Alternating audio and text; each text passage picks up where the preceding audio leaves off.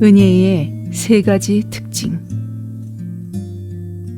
하나님의 은혜란 의지할 데 없고 곤고하고 어려움이 있는 사람을 위하여 하나님께서 일하시는 것이기 때문에 세 가지 특징과 본질을 갖고 있습니다. 이 세 가지 특징과 본질은 하나님의 은혜를 이해하고자 하는 사람들이 반드시 기억해야 합니다. 이것을 잊어버릴 때 죄인이라면 구원을 얻지 못하게 되고 그리스도인이라면 타락하고 실패하게 됩니다.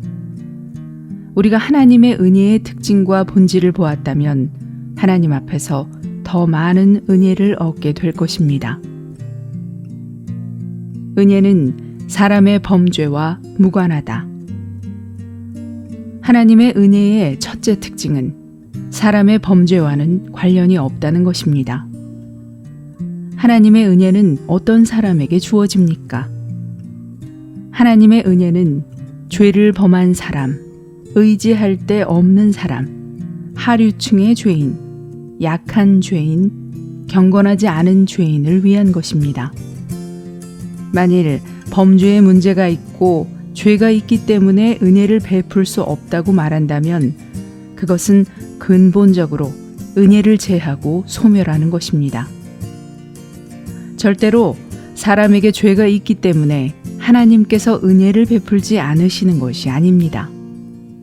또한 결코 사람의 죄가 크기 때문에 하나님께서 은혜를 적게 주시는 것도 아닙니다. 절대로 이런 일은 있을 수 없습니다. 로마서 5장 20절은 율법이 들어온 것은 범죄가 많아지도록 하려는 것입니다. 그러나 죄가 많아진 곳에 은혜가 더욱 넘치게 된 것은 이라고 말합니다. 하나님의 말씀은 죄가 있는 그곳에 은혜도 있다는 것을 보여줍니다. 또한 죄가 많아진 곳에 하나님의 은혜도 넘쳤다고 말합니다. 넘쳤다는 단어는 헬라어로 홍수, 큰 물과 같은 뜻으로서 물이 넘치는 것을 의미합니다. 죄가 높이 이른 곳에 은혜는 그보다 더 높이 흘러넘쳐 죄를 덮습니다. 할렐루야! 죄가 높지만 은혜는 죄보다 더욱 높아 그것을 덮습니다. 이것이 하나님의 은혜입니다. 당신의 죄가 크든 작든 하나님 앞에서는 문제가 되지 않습니다. 당신의 죄를 하나님께서 해결하신다면 큰 죄든 작은 죄든 하나님께서 담당하실 것입니다. 우리는 다만 은혜 받은 사람일 뿐입니다. 은혜는 사람의 공적과 무관하다. 당신은 은혜가 무엇인지 압니까? 은혜는 조건 없이, 값 없이, 아무런 이유 없이 죄인인 우리를 위해 하나님께서 주신 사랑입니다. 만일 하나님의 은혜 안에 사람의 공적 혹은 공로가 들어있다면 즉시 은혜의 본질은 상실됩니다. 당신에게 조금이라도 공적이 있는 한 하나님은 당신의 공적에 따라 당신에게 보답할 책임을 지시게 됩니다. 하나님은 의로우십니다. 하나님은 의로우신 분이시기 때문에 그분은 공평하십니다. 그렇기 때문에 그분은 공적에 대해 반드시 보응과 보답을 하셔야 합니다. 그러나 보응과 보답이라면 그것은 은혜가 아닙니다. 공적이 있고 보답이 있다면 은혜는 즉시 사라집니다. 오늘 당신이 한 달간 일해준 사람에게 한 달분의 급여를 주었다면 이것은 보답이지 선물이 아닙니다. 왜냐하면 그가 당신을 위해 일해준 이것은 그의 공적이기 때문입니다. 공적인 고로 이것은 은혜가 아닌 보답입니다. 보답이 있을 때 은혜는 사라집니다.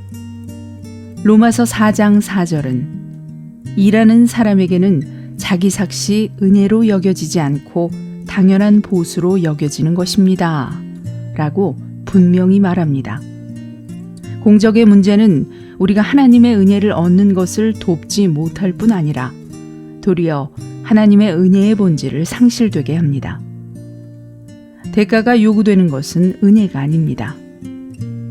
로마서 11장 6절에도 분명한 말씀이 있습니다.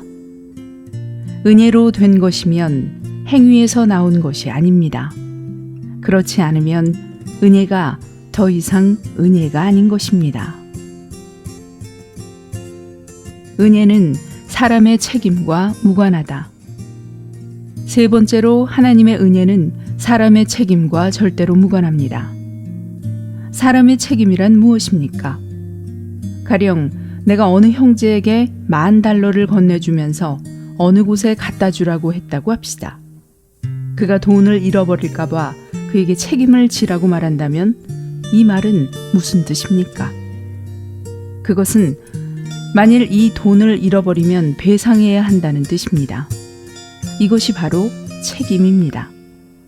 범죄는 과거의 문제이고 공적도 과거 문제이지만 책임은 장래의 문제입니다. 만일 하나님께서 은혜를 주신 것이라면 거기에는 책임의 문제가 없습니다. 내가 어느 형제에게 $10,000를 은행에 입금해달라고 부탁했다면 그 돈을 그에게 준 것이 아니기 때문에 나는 그에게 책임을 지라고 말할 수 있습니다.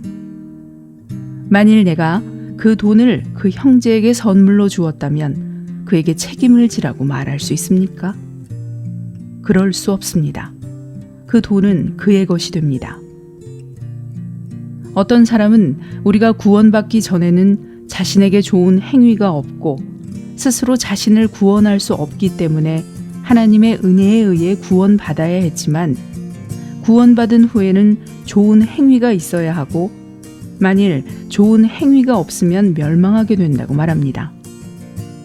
많은 사람들이 구원받은 것은 은혜로 된 것이지만 구원을 유지하기 위해서는 우리의 공로와 행위가 필요하다고 생각합니다.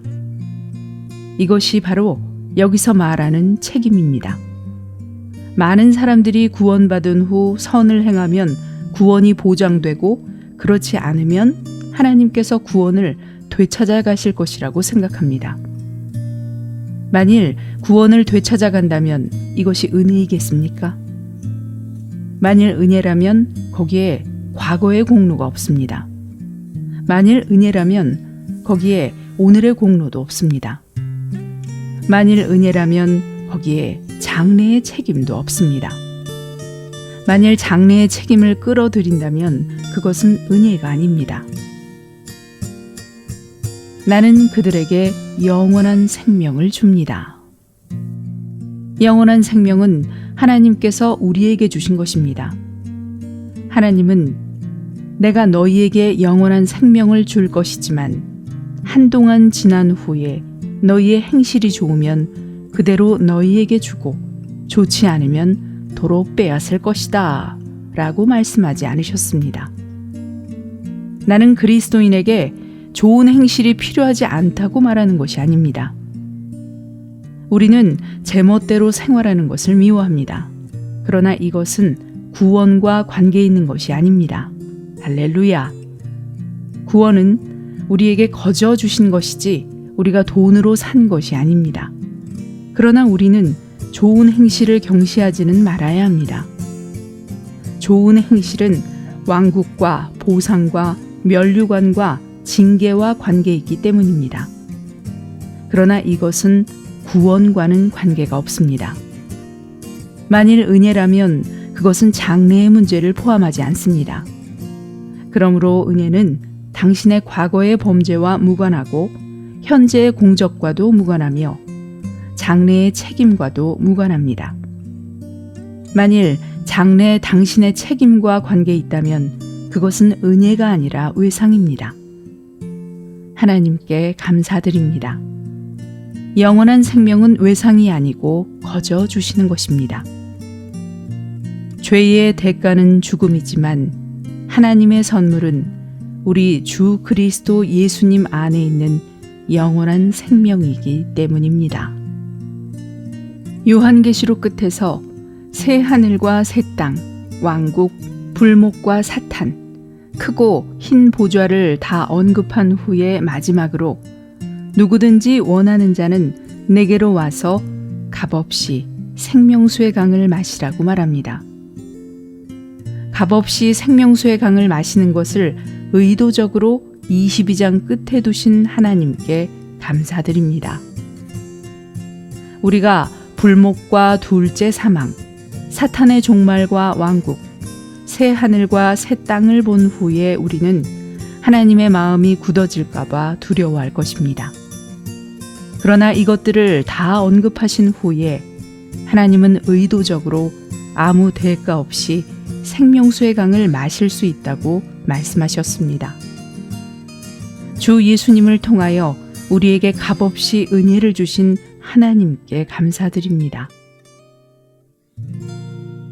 이 오디오 메시지는 한국복음서원에서 출간한 하나님의 복음 내용입니다.